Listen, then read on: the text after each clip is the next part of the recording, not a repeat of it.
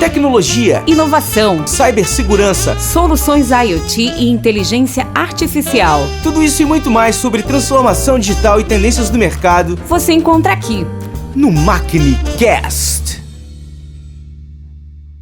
Bem-vindos a mais um episódio do nosso MacniCast. Hoje eu estou acompanhado do nosso Account Manager, Francesco Guidotto. E a gente tem a ilustre presença do nosso convidado, Rogério Moreira, da ATL. Bem-vindo, Rogério. Bem-vindo, Rogério. Obrigado pelo convite. Obrigado por estar aí com a gente. Muito bom. Vamos começar, Rogério, se tu puder passar um pouquinho da tua trajetória aí para nós. É claro que hoje o assunto é semicondutores, mercado e todo o contexto que a gente passou e continua passando agora no Brasil, mas eu queria ouvir um pouquinho de ti em relação à tua trajetória, a tua jornada profissional, do teu início até onde tu está agora. Ah, sim, claro. Eu tenho a vida inteira envolvido com eletrônica, né? Comecei a estudar aos 16 anos na Escola Técnica Industrial Lauro Gomes, em São Bernardo do Campo. E depois estudei engenharia na Faculdade de Engenharia São Paulo, a FESP, já faz 32 anos de formado. E depois fiz um curso de pós-graduação na área de gestão de marketing, porque eu quis mudar um pouco a carreira, não ter muito enfoque técnico, né, mais um enfoque de negócios. Né? E fiz um mestrado em administração de empresas na PUC de São Paulo. Profissionalmente, eu sempre trabalhei muito na área de sistemas embarcados, então fui relacionado com microprocessadores, microcontroladores desde muito tempo, né? E trabalhei em projetos, né, de vários sistemas. Depois fiz uma mudança para a área de vendas de componentes eletrônicos e aí estou até hoje nisso. Né? Então, tenho uma longa trajetória em distribuidores, representantes, fabricantes. Né? Legal. Não, e vocês já se encontraram algumas vezes nesse caminho, né? Já fomos tudo, né? Já fomos concorrentes, colegas de trabalho, né? Não, muito legal. Eu acho que eu não vou exagerar aqui quando eu digo que esses dois aqui participaram da história do uso de semicondutores no mercado brasileiro. Eu acho que vocês são eu sou aí... mais novo, o Francisco sim. Né? Não, isso a gente, né? Isso a gente consegue ver. Quando o FPGA era bruxaria. Fantástico, fantástico. E dentro dessa parte comercial, então, agora, teu posto atual, teu cargo atual, teu foco atual, qual é? Eu sou diretor de desenvolvimento de novos negócios da ATL. A ATL é um representante de componentes eletrônicos internacional. Né? Eu ajudei a criar a empresa, né, no começo. Né? Nós, todos da ATL, nós trabalhávamos na Atmel. Foi comprada pela Microchip, ficamos sem emprego, então abrimos a ATL. Né? Uma das várias consolidações de mercado que aconteceram ao redor, né, nos anos. Exatamente. Tá bom. Aí, por um período, né, eu saí da ATL, né, uns anos atrás, fui trabalhar na Smart Modular Technologies, que é uma empresa que faz módulos de memória e fabrica circuitos integrados aqui no Brasil. Né? Eu cuidei dos produtos não memória. Então, eu desenvolvi uma linha de produtos IoT lá. Então, tive um deep dive aí de IoT durante 4 anos, Sigfox, LoRa, Narrowband, tudo tem a ver com IoT, né? Então, cumpri a missão lá, né? A linha lá está lá rodando, desenvolvendo. E aí o Carlos me chamou de volta porque a ATL está passando por um momento especial, né? Ela está crescendo muito e ela está agora se desenvolvendo mais no México, né? Legal. Então, nós estamos atualmente focados em desenvolver o mercado mexicano. Então, aí que deve ter suas diferenças e desafios, né, em relação ao Brasil. Totalmente diferente. Né? Então, essa minha missão foi cuidar do Brasil e suportar o desenvolvimento do México. A ATL, ela representa vários fabricantes que nós distribuímos no Brasil. Né? Se a gente fosse citar assim, os mais significativos, a gente tem a Giga Device, que é o maior fabricante de microcontrolador ARM da China. Né? Ele atende o mercado chinês quase na sua plenitude, num mercado que é enorme, que é o mercado chinês, né? Não só de microcontroladores ARMs, como vocês têm também... feito um bom trabalho nessa linha, excelente trabalho, parabéns. Como nas memórias flashes, né? A gente tem a Haltron também, que é um fabricante muito competitivo de cristais, né? Também a gente tem tido facilidade de qualificar a Haltron, né, nos nossos clientes. Tem a SG Micron, que é um fabricante de DC-DC muito competitivo, né? Assim, centes de dólar, que hoje, comparado com os mais tradicionais fabricantes, eles são realmente bem, bem competitivos em preço, né? E tem outras linhas também, né? Como que a gente está distribuindo de vocês também com bastante sucesso, né? Exato. Como você tem enxergado, por exemplo, a questão de duas palavrinhas em inglês, né? Que assustam demais os clientes, né? Lead e time, né? Ou seja, prazo de entrega, né? Ou seja, como é que você tem visto aí nos fabricantes todos, né? No que vocês representam, né? Porque isso no ano passado e esse ano ainda é uma coisa que preocupa demais, né? Ela força uma logística que os clientes precisam, um planejamento, na verdade, que os clientes precisam ter, né? Exatamente.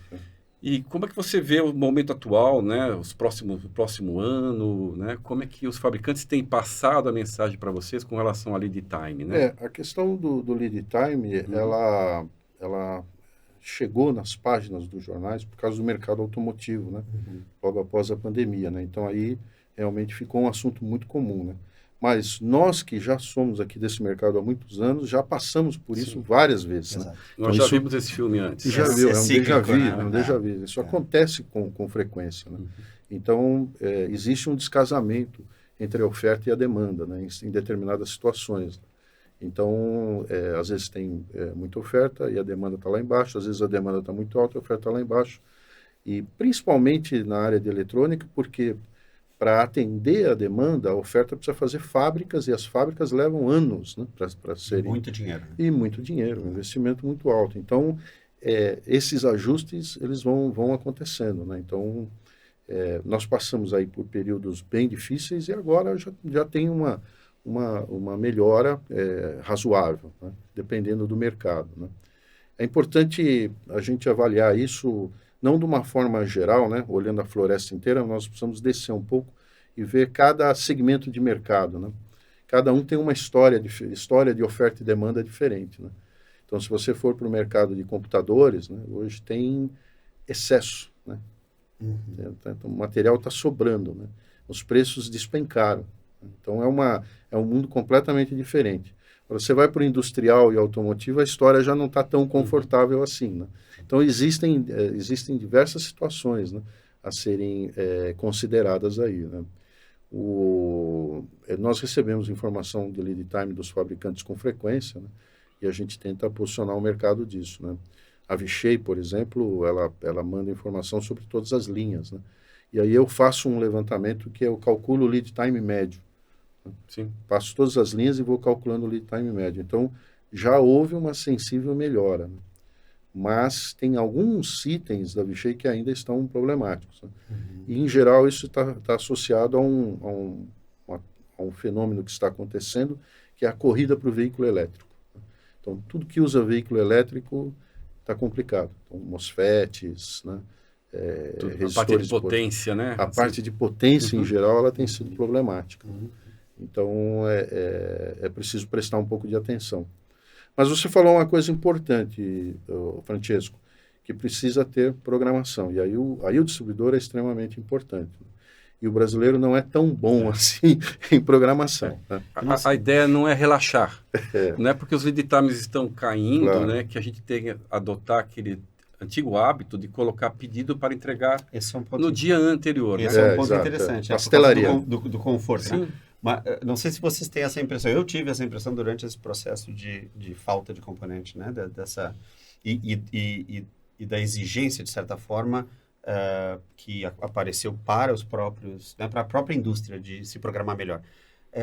Eu comecei até a achar que na verdade veio para o bem, né? Porque agora o que eu não sei é se vai continuar, né? A gente precisa verificar se isso realmente é uma mudança cultural ou foi uma adaptação de exceção pelo momento que a gente está vivendo.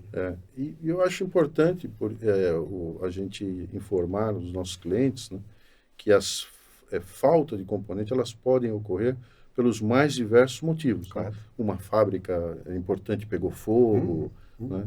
Ou existe uma corrida para um determinado componente. E uma outra coisa, existe a obsolescência. Né? Então, itens mais antigos, eles deixam de ser fabricados, então o custo aumenta, né?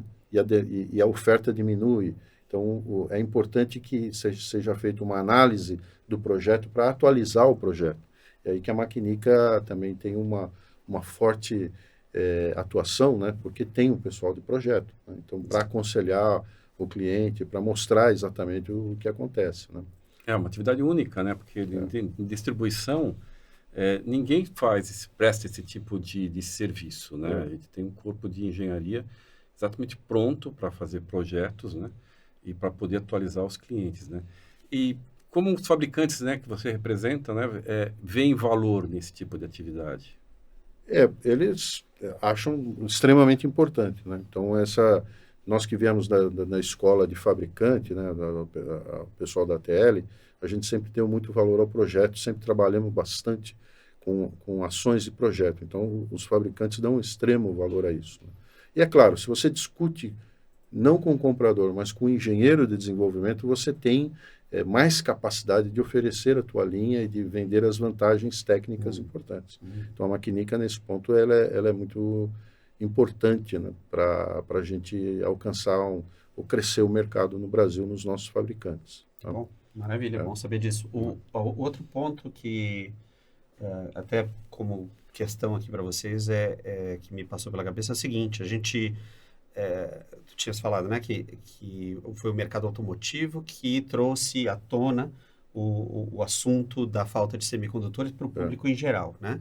Então, eu passei muitos anos trabalhando com semicondutores e não conseguindo explicar para as pessoas que estão no meu círculo, família, amigos e tal, o que eu fazia, porque o conceito de semicondutores era uma coisa muito abstrata e difícil para o pessoal que não estava por dentro. Hoje todo mundo sabe o que é semicondutores. E eu acho que, claro, tem a questão do mercado automotivo, mas eu acho que o grande ponto aí é que cada vez mais o semicondutor, a eletrônica, a tecnologia está dentro, está permeando todo o nosso ambiente, né? Tudo que a gente vive aqui em volta, a gente tem eletrônica cada vez mais aplicada, né?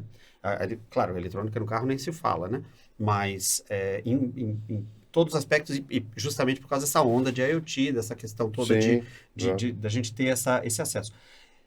Por causa disso, né, o ponto que eu queria trazer é o seguinte, é que ainda que a gente tenha esses ciclos de falta e de demanda, de desencontro, como tu falou, né, entre oferta e demanda, a impressão que eu tenho é que se a gente não cuidar, a gente, que eu digo todo o ecossistema, né, não cuidar disso, cada vez mais o impacto vai ser maior, né, para todo mundo, né? Então, a falta daqui a pouco de componentes vai impedir que muita coisa aconteça. Não só carros sejam montados, mas muitas outras áreas, de repente, vai faltar, não sei, pode faltar uma série de outras coisas.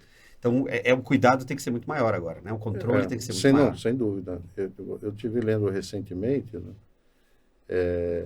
o mercado de semicondutores em 2022 faturou quase 600 bilhões de dólares, né?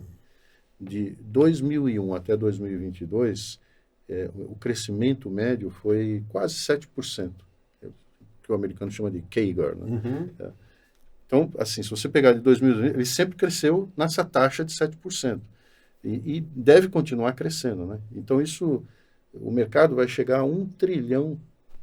Então, assim, a importância da eletrônica é o que você falou, ela vai para todos os setores, né? Então, realmente, hoje já virou uma questão até geopolítica, né? Então, exato. Isso tem crescido em termos de importância. Então, a gente precisa realmente prestar atenção, né? Isso. Hoje tem eletrônica, fica mais fácil as pessoas elas contactarem, né? Terem esse acesso, né? Você tem a sua geladeira com Wi-Fi, você tem sua máquina de lavar com Wi-Fi, o seu ar-condicionado com Wi-Fi, você controla isso por aplicativos no celular. Então, essa parte, sempre teve eletrônica nesses produtos, né? Um menor, um maior, um menor grau. Mas hoje o usuário tem uma noção mais da tecnologia por causa disso. É verdade. E se faltar o Wi-Fi, né? Nenhum desses produtos é entregue. Exatamente. Porque não vai ter a conexão pela internet. Exatamente. Que é o que aconteceu o ano passado, né? Com a falta de Wi-Fi no mercado. uma série de produtos. E tudo hoje está conectado à internet, né? Isso. Sem o principal componente para fazer isso, você não lança produto. aliás, o grande, né, o grande vencedor do IoT é o Wi-Fi. O pessoal fala em LoRa, Sigfox, Sim, então, verdade. mas o Wi-Fi é que se disseminou, né? Verdade. Você pega as estatísticas que tem, né? Tem uma empresa inglesa chamada Transform Insights, né, que tem uma análise do mercado de IoT bem correta, né? Então, eles mostram que o Wi-Fi que está no ambiente doméstico, o IoT que está no ambiente doméstico, baseado no Wi-Fi, é o que domina, né, as aplicações. Né? Então, quando se fala em IoT, o pessoal às vezes não lembra do Wi-Fi, mas o Wi-Fi é IoT. Né? Absolutamente indispensável. E aí vocês têm a Expressif, né, que é uma empresa maravilhosa nessa área, né? Então, e que cresceu extremamente. Ela derrubou o preço do produto, né? Assim, a 1/3 do que o mercado geralmente praticava. A Expressif é 1/3. Ela geralmente... né? O que se tem na internet de assuntos, né, relativos à aplicação da Expressif é muito expressivo. Exatamente. Expressivo, faz sentido. Exato. E eu acho que isso também, né? Essa questão mais, vamos dizer, mais recente dessa globalização e disseminação de informação, isso ajuda muito, né? Na parte de democratizar o acesso à tecnologia. Então, quem tem realmente um diferencial, seja de performance, seja de custo, vai poder realmente atingir esse mercado de forma global, né? E em relação à expansão de mercado de vocês, como é que vocês estão vendo esses últimos anos nossos aqui no Brasil, não só considerando tudo, né? Pandemia, crise e essa questão do fornecimento de semicondutores, e olhando para frente, como é que tu está enxergando esse caminho? O Brasil, infelizmente, né, a atividade de projeto local vem diminuindo bastante. Né? Então, cresceu muito os produtos vindos da Ásia. Né? Então, antigamente, né, nos tempos, há uns 20 ou 30 anos atrás, tinha uma atividade muito grande de projeto aqui. Né?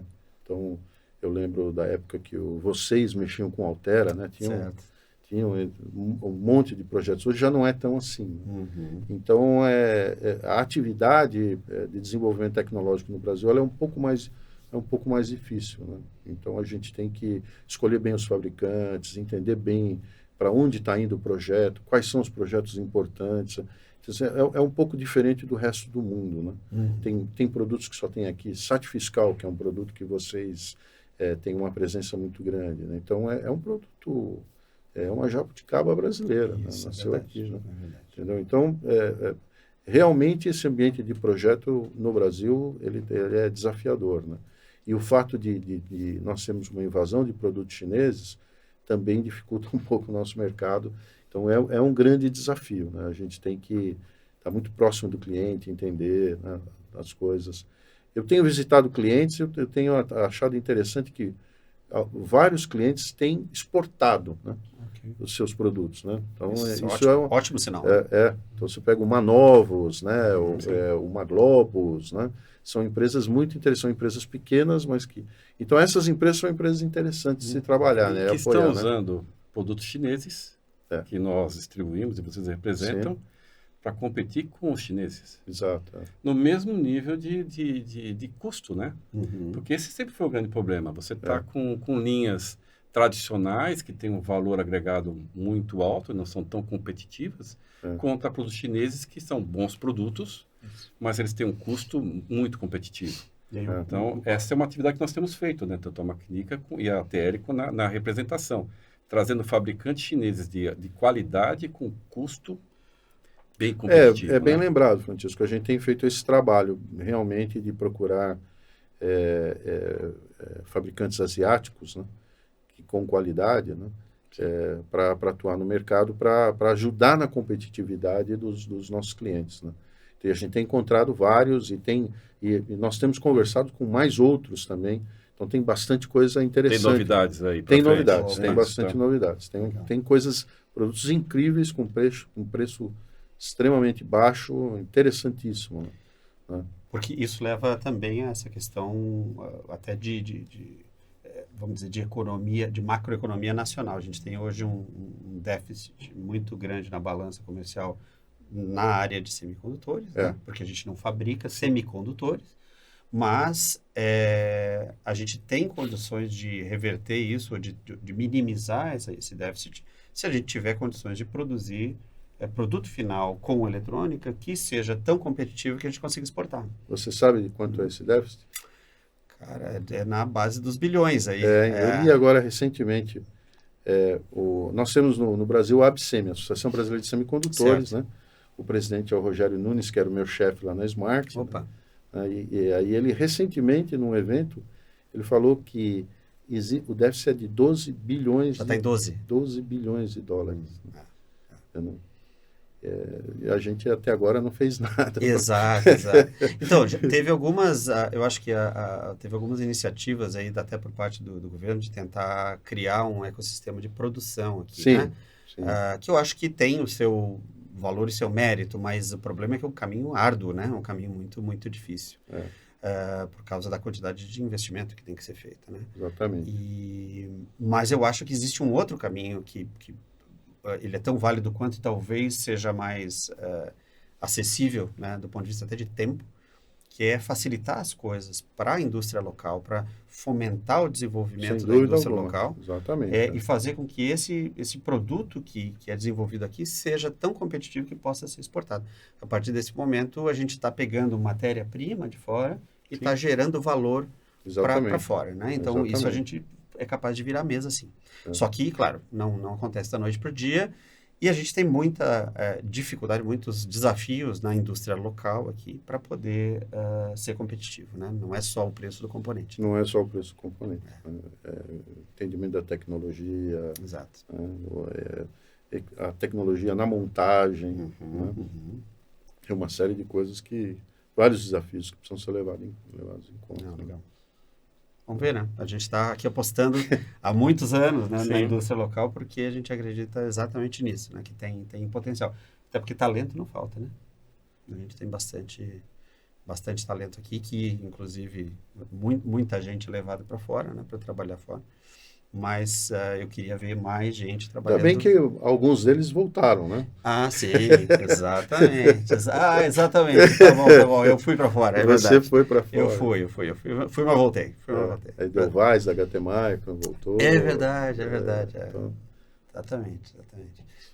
São os nossos heróis aí que estão levantando a bandeira. Segurando aí, né? a bandeira, exatamente. Tá bom, maravilha. E do ponto de vista das tecnologias de linha, se tem mais alguma coisa, Francesco, que tu queiras... Sim, basicamente essa questão da diminuição de engenharia, né, dos clientes que a gente comentou, né, tem nos forçado, não bem forçado, talvez não seja o melhor termo, mas tem provocado uma reação na maquinítica que é ter mais engenheiros, mais desenvolvedores, né, porque basicamente tudo que nós fazemos chama de demand creation, ou seja, a gente projeta para os clientes, né, e cria algo que não existe, né, como um produto, né. E a gente percebe que os fabricantes, eles realmente veem isso como um valor agregado muito importante, né. Tem uma coisa interessante, o trabalho que vocês têm feito aí com a Giga Device, né, é bem interessante, né. Eu trabalho com microcontrolador bem dos primórdios, né. Desde criancinha. Né? E naquela época, vocês devem se lembrar, né, os compradores exigiam que tivesse um second source. Né? Sempre você tinha 1, 2, 3 second source. Né? A NXP era second source da Intel. Né? Então era fácil para quem fabricava. Né? E hoje em dia isso se perdeu, principalmente em microcontroladores. Né? Então aí a Giga Device tentou, né, ressuscitou isso, né? Criando um second source para micros ARM da ST. Né? Então, é uma tentativa de até diminuir o risco, né? Vocês têm feito um trabalho bem interessante nisso, né? Você pode manter o hardware com pequenas alterações de software, você tem duas opções, né? Tem um second source, que parece uma coisa nova, mas quem é mais antigo lembra que não era. É verdade. Então, isso e aí que entra a importância porque tem alguns pequenos detalhes, algumas pequenas diferenças, né, que aí o engenheiro tem que explicar direitinho. A tem gente que faz participar. provas de conceito, né? É. Ou seja, a gente tira do cliente o tempo de desenvolver, de aplicar uma solução nossa, de tempo de engenharia, né, de teste, e a gente prova o conceito, pega a placa do cliente, coloca o microcontrolador nosso e faz ele rodar. É. E aí, assim, ele vê resultado, né? Ele prova o conceito, né? É. E aí fica muito mais fácil ele poder migrar, ele passa a ter muito mais opções, né? Né? Comerciais para o seu produto, né? Isso. Que é abre, que importante, se transforma em valor de negócio, né? O ano passado, quem tinha, né, só uma única solução, e Sofreu tinha bastante. 72 semanas de prazo de entrega, Sofreu bastante. tinha um problema grave. É verdade. Eu fui um dos que sofri porque usava, né, no meu produto lá na Smart, né, e foi bem complicado. Entendeu? Então, essa ideia da Giga é bem interessante. A Giga é uma empresa fantástica, de primeira linha, né? Começou nos Estados Unidos, foi para a China, eles dominam a tecnologia Flash, né? Então, hoje tem todos os ARM Cortex M3, M4, Sim. M23, M33, RISC-V, né? Então, é uma empresa muito interessante de se trabalhar, né? Eles têm 8 fabricantes de die diferentes, então não é um só. É. Então não depende apenas de um único fabricante para produzir o die. 6 fabricantes de testadores. Então, assim, dá para criar uma equação de ter sempre componentes com um prazo de entrega extremamente curto. E o lead time é bem interessante Sim. também, né? Então, são coisas que precisa ter engenharia para poder Aplicar, né? né, Sem dúvida. não está só no ambiente de compras, né? O técnico tem que assinar embaixo, né? Sem Então, dúvida. por isso que a Maquinica tem feito um trabalho muito bom nisso. E nesse ponto, né, tu tinhas comentado da questão justamente nesses últimos anos, se vê um pouco de declínio na nossa capacidade local de indústria de produzir, de desenvolver. A gente tem visto, claro, que quando a coisa aperta, a parte de desenvolvimento normalmente é quem sofre, Exato. né, a engenharia é a primeira a ser cortada e tal. Mas a gente tem justamente a gente investe num time extremamente capaz, extremamente experiente e multidisciplinar, justamente para poder oferecer para o mercado quando falta esse conhecimento ou essa banda, né, de trabalho para desenvolvimento. Então, para muitos clientes, a gente é uma extensão do cliente, do ponto de vista... É um diferencial muito grande na distribuição, né? Como tem crescido a nossa atividade de software, não é só o hardware. Hoje a gente tem mais e mais, investido cada vez mais em ter expertise na parte de software. E a gente vem de uma empresa basicamente de hardware, né? No começo era hardware, mas hoje o software é de extrema importância. É verdade. Excelente. Maravilha. Tá bom? Alguma mensagem geral aí que talvez você queira passar para o mercado como um todo ou queira dar uma última... Então, continuem trabalhando da forma como estão. Exato. Vamos crescer bastante aí. Juntos. Maravilha. Ok? Tá bom? Ok. Rogério, muito obrigado. Obrigado Agradeço muito. pelo convite. Tá bom. Tecnologia, Inovação, cibersegurança, soluções IoT e inteligência artificial. tudo isso e muito mais sobre transformação digital e tendências do mercado Você encontra aqui. no MaquineCast.